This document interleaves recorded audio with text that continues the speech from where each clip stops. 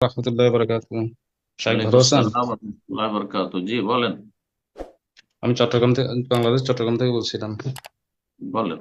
আচ্ছা, আমরা মাগরিবের পর যে জিকির আজকার গুলো করি, সাইয়্যিদুল ইস্তিগফার বা তিন কুল, এগুলো যেগুলো পড়ি সেগুলো কি আসরের পর করা যাবে?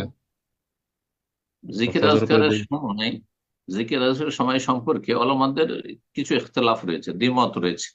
তার মধ্যে সবচেয়ে যেটি পছন্দনীয় মত, যে আল্লাহর কয়েকটি আয়াতে কোরআনে কারিমে যেহেতু আহ সকাল সন্ধ্যা বা সকাল বিকালের কথা বলেছেন, বুকরাতাম ওয়া আসিলা, অথবা ওয়াসাবিল আশি বিল আশি ওয়াল ইবকার, ইবকার সকাল, আর আশি মানে মাথার উপর থেকে সূর্য ঢলে যাওয়ার পরে আশি বৈকাল। এই জন্য আসর পর থেকে নিয়ে মাগরিবের মধ্যে অথবা ঈশা পর্যন্ত জিকির করা আর হচ্ছে টাইম।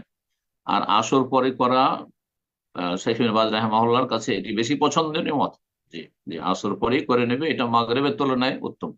একদল বলছেন না মাগরিব পরে চলবে না, আরেক দল বলছেন না আসর পরে চলবে না, মাগরিব পরেই করতে হবে। কিন্তু যারা বলছে আসর পর চলবে না, মাগরিব পর করতে হবে, তাদের কথার বিপরীত কোরআনে কারিমে আয়াত রয়েছে।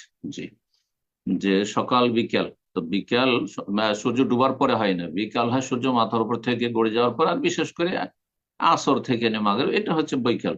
সুতরাং আসর পরে জিকির আজকার করা বেশি উত্তম। জি। অনেকের সংশয় যে কিছু দোয়া তো রয়েছে যে আহ, এই আল্লাহ যে সামনে রাত আসছে, তো রাত একটু পরে আসছে, সেই জন্য সেই দোয়াটি পড়ছেন।